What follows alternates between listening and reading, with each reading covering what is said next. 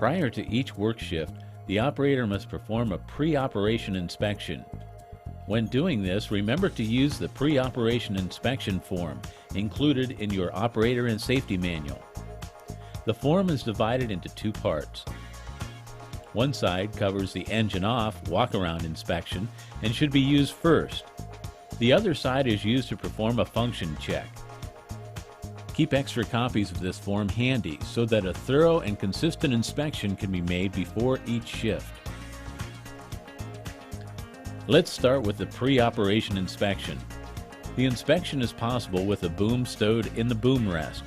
However, it may be easier if the boom is fully extended, swung over the rear of the chassis, and lowered to the ground with the bucket completely closed. Prior to starting the walk-around, apply the park brake. Turn the engine off and attach a Do Not Operate tag near the key switch in both cabs. When inspecting your excavator, be sure to check the following. Make sure the operator and safety manual is in each cab. Verify that all decals and plates are in place and legible. Make sure that chassis cab windows and doors are not broken and closed properly. The chassis cab seatbelt is functional and undamaged. The front axle and steering linkage is in good condition with no cylinder or hose leaks. Wheels are not cracked, bent, or damaged.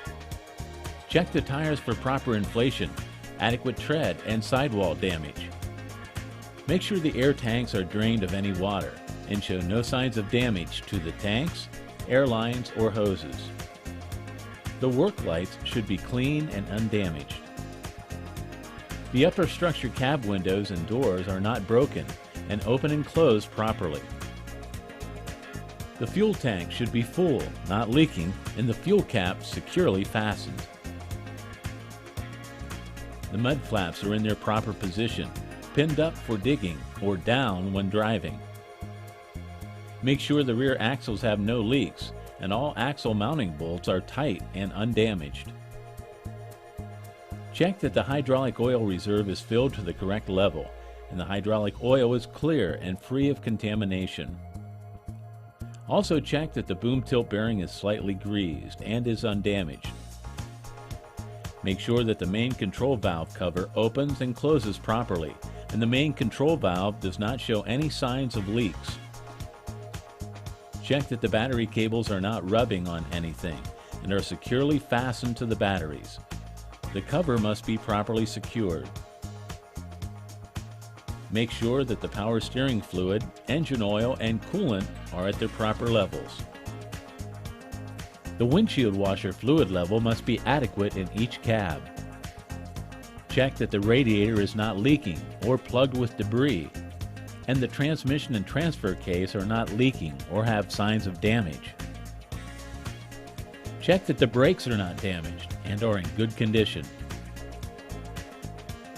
All grab handles and steps must be secure and clean.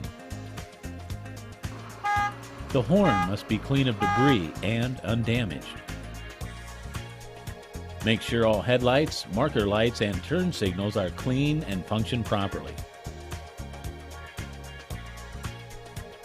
Ensure that all of the boom rollers are adjusted and show no flat spots or damage, and the bucket or other attachment is properly installed and the wedge bolts are tight.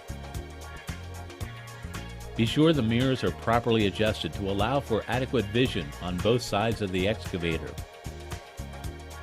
Make sure all required maintenance and lubrication has been conducted in accordance with the schedule in the operator and safety manual. Overall, the machine should not have any cracks on the boom, the upper structure frame, the chassis frame, or on the fiberglass covers.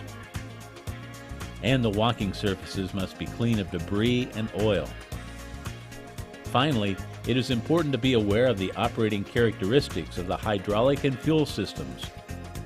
Do not operate this equipment with hydraulic oil or fuel leaking. Oil and fuel are combustible and could be a fire hazard. If you must pressurize a system to find a suspected leak, never, under any circumstance, use your hand. Put on safety glasses and gloves and use a piece of wood or cardboard for leak detection. High-pressure fluid can be invisible and injected into the body through the skin, causing serious injury or death. If an injection should happen, seek medical attention immediately. Some things to remember. Use the pre-operation inspection form while conducting your walk-around inspection. Do not use your hand to check for leaks. Put a Do Not Operate tag near the key switches.